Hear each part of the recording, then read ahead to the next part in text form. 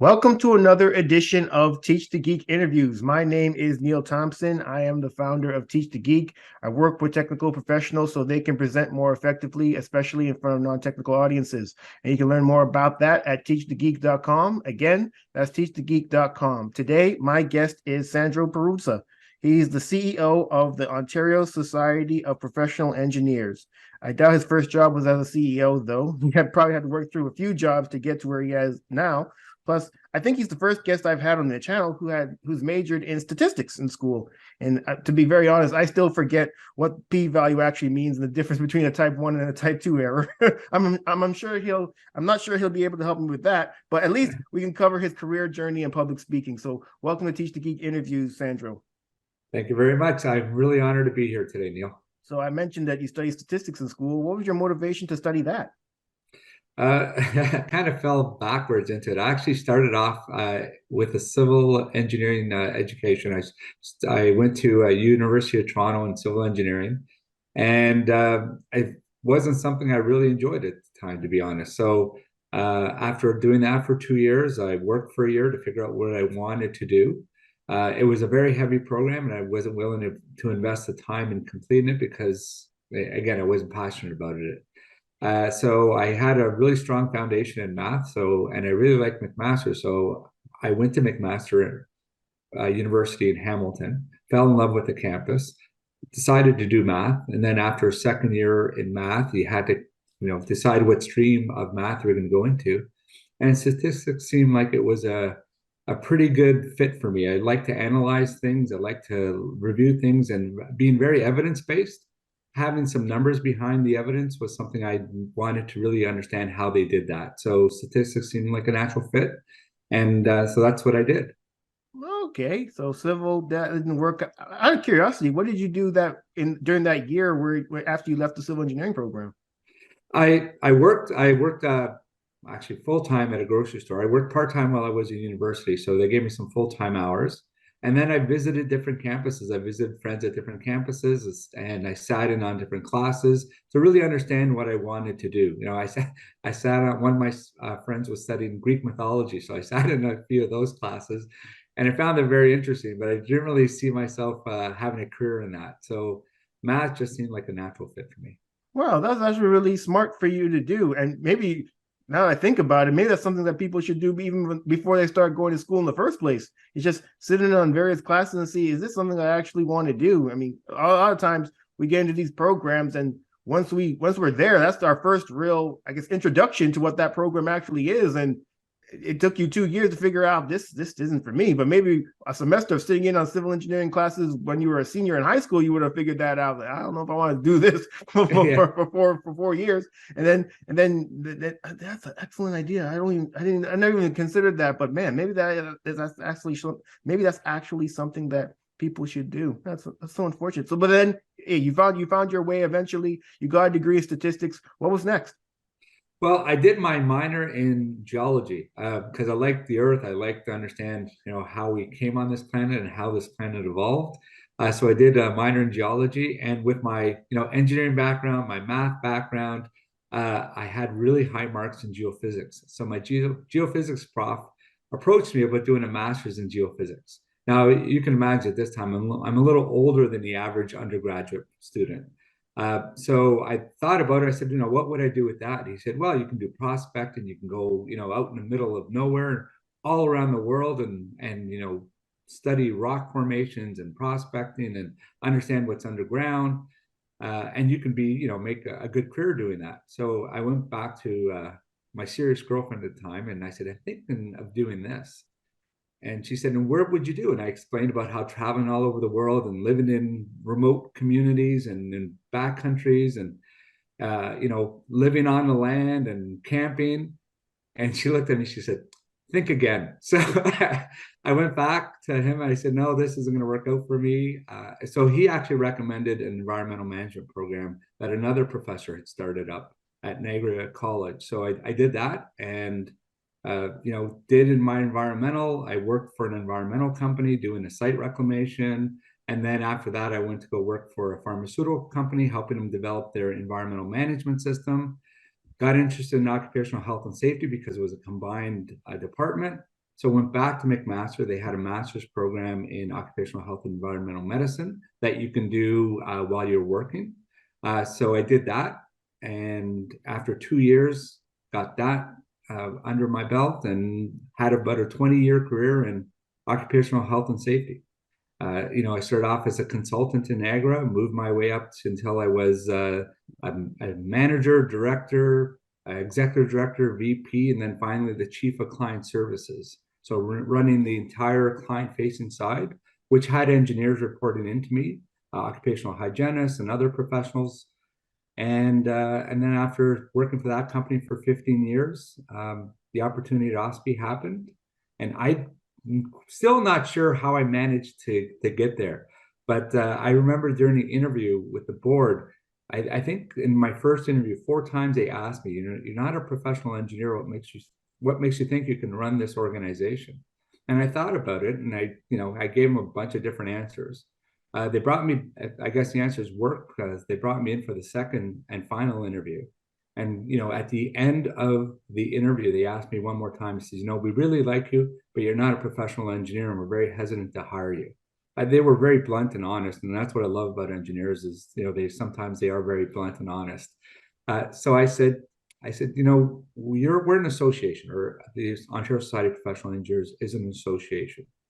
You don't need someone who's an engineer running the association. You need someone running the association that can explain to government and to the media the important work that engineers do. And you also need the work, someone who can explain. We had a number of different advocacy committees who developed policy recommendations, and we had to go pitch those to government. I said, there aren't, especially in Ontario, I think there's one MPP in Ontario who's a professional engineer out of, I think, 165. So there aren't any engineers who work for the government or in government at the policy level. So you need someone who can translate these technical engineering reports to the layperson. So I can be your translator, and I understand engineering because I did 2 years of it, and I understand science and math and statistics and analysis, and I can put that in plain language so that I can make your policy recommendations more palatable to politicians. And I guess that worked for them. They bought that pitch, and I got the job. That was a great pitch, man. If I was on the committee, you were getting the job too. No, to be in all honesty, Sandro, I think you're absolutely right. And not only that, but for a lot of us people who actually did do engineering and became engineers, speaking in front of people isn't our strong suit. I mean, I started this whole podcast based on my own struggles, giving presentations in front of people, and that was just in front of management at the company that I was at. I can't imagine giving presentations in front of people in government and these high ranking people in government. That would have been just nerve wracking. So we definitely needed somebody who was comfortable doing that. And if it happened to be an engineer, fine. But if there's somebody that wasn't an engineer but that was willing to do that work as well, then that's fine too. They just have to be an advocate for the association and just be that person that tells the government the important work that we're doing. And if it, as I've said, if it wasn't an engineer and that person was still willing and was adept and skilled at doing that work, then the fact that they aren't an engineer shouldn't have mattered. Yeah, it was. To me, even after they gave me the job, I think there was some hesitancy. But I'll tell you another story. And I find storytelling is a great way to kind of share experiences and to demonstrate some of the key messages of why we say certain things. So, one of my board of directors, and he was the head energy policy person on our committee, we're going in and meeting with the Minister of Energy. And the Minister of Energy was very knowledgeable of the files. He'd been in that role first as a critic and then as a minister for about 10 years. So we had gone in and talked to him about something, and my board director chair, his name was Paul. So Paul was going in and talking to the minister and says, "Minister, this is what we need to do, and here's why," and he was explaining it. And the minister's nodding, and the minister's nodding. He said, Paul goes, "How many years have I known you?" He said, "About 10 years. He goes, "Exactly." He goes, "Now, I've been in this file for how long?" He said, "About 10 years. He said, "Exactly. So everything you've told me and I've been in this file, I've been here for about 10 years, and I understand only half of what you're telling me. And even the half of what you've told me, when I go back to my caucus and explain to my caucus, this is a policy direction we need to take, I can only explain half of what you told me, of what I understand. So that's only 25% of what you've told me I can explain to caucus. And then once I get back to my constituents, I don't even know how to talk to them about this. So I said, well, Minister, can I give you an analogy? He said, sure. So I kind of came up with an analogy. And I said, and this is what Paul's trying to tell you. And then at the end, he's nodding. He said, now that I can understand. And he said to Paul, he says, why didn't you say that? And Paul said, I did. He said, yeah, but he said it in English, right? So that was a message. And I looked at Paul and we laughed, and he was so frustrated after. He says, I don't understand. You and I said the exact same things. And I said, well, it wasn't the exact same thing, but I said, I explained it about not, Paul really focused on the technical aspects of our report. And he wanted to demonstrate to the minister all the analysis we went behind it, all the engineering behind that, so that if the minister was being challenged by his technical staff within the ministry, he can talk to it and then refer them to OSPE. And I said, that's later down in the pipeline. The first thing when you're pitching an idea is you're selling the idea. You got to sell it. And when you're selling it, you have to talk about what's important to him. For him, he has explained it to his colleagues, and his colleagues aren't engineers. So that's, the idea. And really, when you're talking to your group and public speaking, who's your audience? You really have to understand your audience. And then you have to tailor your message to your audience. And, if you're talking, when we're talking to the policy people, we're talking at a very high level. When we finally get to the bureaucrats and the people whose job it is to implement the policy, that's when you can really talk technical. And you're talking to the actual geeks. So now you can, geek it out and talk about all the engineering and all the analysis that went in and who was on the committee and so forth and so on. So, I think that's a key. On 100%, Sandro, and it's a good thing that you were there, and it wasn't just your colleague Paul. I was the one talking to the Minister of Energy, or else that you might have had a very different outcome. Well, you mentioned that you used an analogy to help the minister understand what exactly Paul was saying. I think that was smart, because oftentimes, us engineers, we have this technical expertise and we just expect people to understand what we're saying, and we don't have enough empathy for the people that we're talking to for us to understand that they don't have the same level of expertise that we do. But not only that, we didn't always have the same level of expertise that we have. So you can go back 20 years, maybe before you were an engineer, and if someone was explaining to you what you're explaining to someone now, would you understand?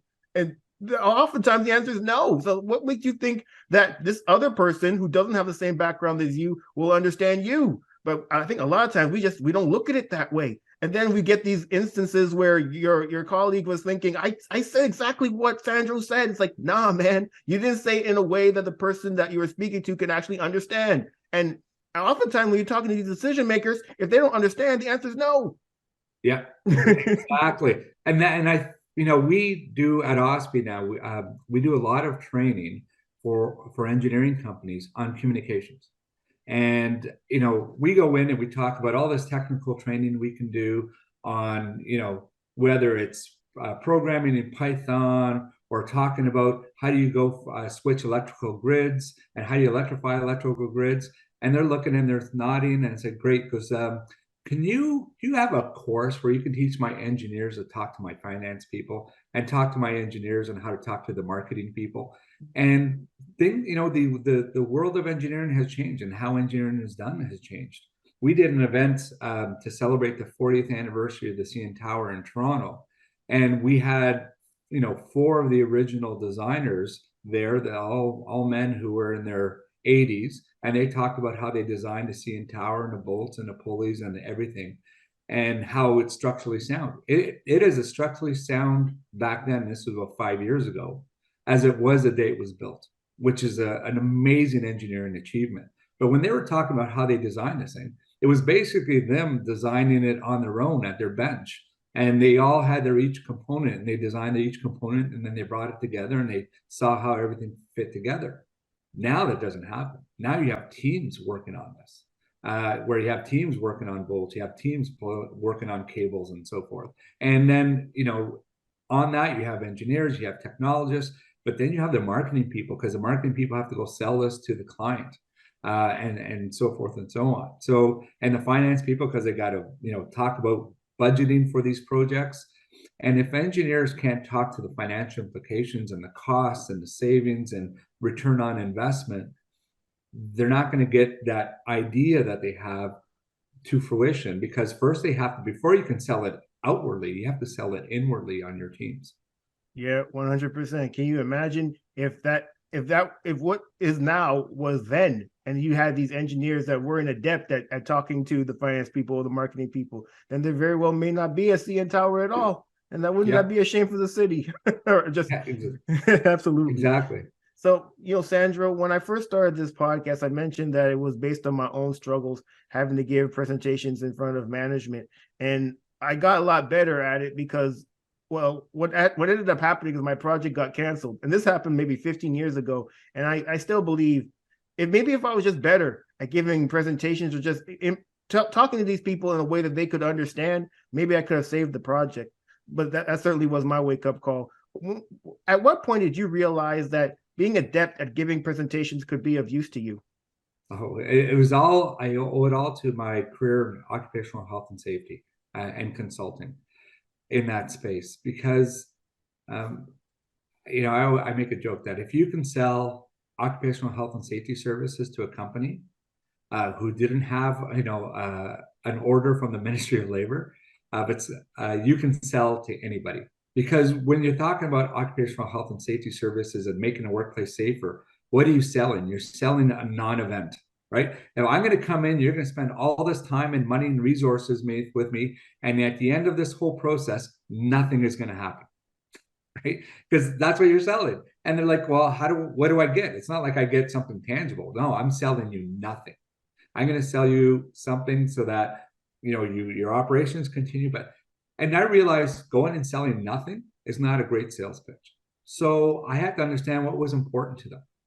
And, and again, when you're talking to someone and you're always selling, and you're always selling something. You're selling an idea, you're selling a concept. So it might not be that you're selling a headphone or something physical and it's a transaction of money. You're selling an idea, and what you're hoping the client will buy is buy-in. They buy into your vision, they buy into your idea, they buy into the concept you're trying to pass along, more than it is the physical thing. So, I stutter, I try to find the right words sometimes. So I'm not one of these really adept speakers, but really communication isn't about you being smooth. I found that, and what my clients told me is because I struggled to find the right words, I wasn't one of these adept speakers and really smooth and flawless, that it actually built trust with them. They realized that I wasn't a slick salesperson. I was this person who was really understanding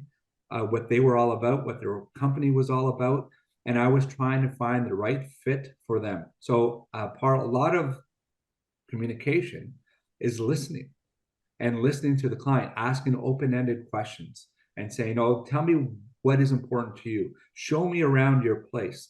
And, looking as well. So a lot of communication is with your eyes. It's with your body language. So, nodding with the person. And I just built this over time, and, I was horrible early on, and putting me in front of a crowd, I still get nervous, right?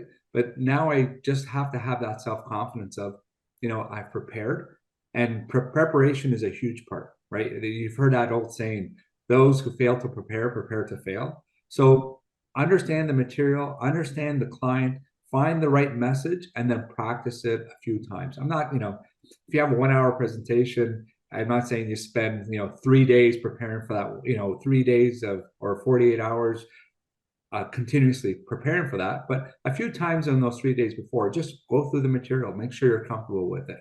And my staff used to prepare speeches for me, and I'm terrible at reading speeches, absolutely horrible at reading speeches. So now what they've done is they just key points. And I look at the key points, and I make sure that as I'm talking to the audience, I'm incorporating those key points. And then I have those, and I'll put a little notation of, oh, don't forget this story, don't forget this story, because storytelling to me is a very important aspect. It's something people can relate to, right? And it's less talking at them and more talking with them through storytelling. 100%. I mean, this is really good, Sandro. And the idea of storytelling, even giving presentations in front of non-technical audiences as a technical person, is something that I didn't even think was appropriate at first. But once I started doing it, I realized how useful and effective it is in having these people actually listen to what you have to say. If you just talk to them in terms of the data and you're showing them a bunch of charts and tables and using a bunch of jargon maybe they don't understand, it's going to be very difficult to keep their attention. But if you use stories, it's really helpful. And when you were a kid, maybe your mom or dad read you a story before you went to bed and you loved it. But we get away from that for some reason once we become adults, and I just think storytelling it doesn't have a place in these type of presentations, but it can make all the difference. And I really like what you said about talking to points as opposed to reading presentations or reading speeches.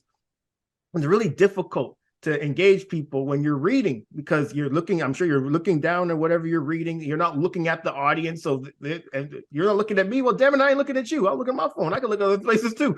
It's true. It's true. They can tell when you're reading, and it's not authentic, right? It's not authentic. It's not engaging. So, I'm going to pick up on another point you talked about, and that is, using graphs and charts and all that other stuff. Again, my background was statistics originally, so I was throw up a bunch of numbers, a bunch of statistics, and you'll sell them that way. No, you can argue over numbers, right? So it's not, don't overwhelm them with numbers. Don't overwhelm them with statistics. Use the technical information to support your story. Your technical information isn't your story. Your technical information should be supporting your story. So when you're going through and saying, and here's why, then throw up the stat to support the why. Where you're saying, and here's some other analysis we did, then throw up it to explain the other analysis to support your point. So make sure you have your story, and then look at, okay, what information do I have that can support my story? And then go back to it if after you've had the conversation and they want more clarification, have the additional stuff in the background, right? So it's like, oh, that's a really good question. You asked about this. I wasn't ready to talk about it, but you know what? I have that graph. Hold on, let me pull up the chart. And you can do that. So don't overwhelm them with the data. Use the data to support the story. Yeah, I firmly agree with you, Sandro, that using the technical data to support what the story is, because people will follow the story. But if you leave out the story and just have the technical data, and again, these people don't have the same technical expertise as you do, they'll have difficulty following the data. There's only so much new information that you can take in all at once. And especially if it's information that's completely outside of your field of expertise, you got to drip that into people. You can't just water hose them with a whole bunch of data and say, okay, you'll understand, right? It's like, no, I don't understand at all. Just like the minister said, I got maybe half of what you talked about, man. And yeah. I'm going to go back to the people I need to talk to, and then the constituents, and they're going to probably get half of that. So by the time we're done, the end person maybe got, half of a half. It's like, yeah. What's the point of this whole damn conversation? Exactly. And I mean, you're lucky if the person you're talking to admits they don't understand what you're talking about, right? That again, Paul knew this minister for 10 years, so they had a relationship. Imagine if it was a brand new minister who it was your first time meeting with them, and they're not going to admit they don't know what you're talking about, because you're talking about the energy file and how do we decarbonize the grid and all this other stuff. They're not going to admit they don't know what you're talking about. So they're going to say, oh, thank you very much. This was really informative. And then you leave and they'll look at the colleague next to them. Do you understand what they said? No. Did you? No. I go, okay, thanks. And then you're done. You never hear back from them. I think you're 100. I think you're absolutely right about that. Especially, yeah, like I'm the minister of energy. Of course, I'm supposed to understand what this man was talking about. So I'm definitely not going to admit if I don't. You're right, because they had that 10-year relationship. He was comfortable enough to admit that. But you're right. If he was just a new person, but yes, this is my portfolio. I know exactly what he's talking about. Use all the terms. Use all the jargon. I see all the tables, all the graphs. I understand all of that. And then you leave. It's just like, I have no clue what that man is talking about. I don't know what we're gonna do. I gotta do something though. I'm trying to keep this job. You know what I'm saying? This is wonderful. Hey, Sandro. So if for the people who are listening or watching this conversation and they want to get better at giving presentations or public speaking in general, what would your number one tip be? Practice.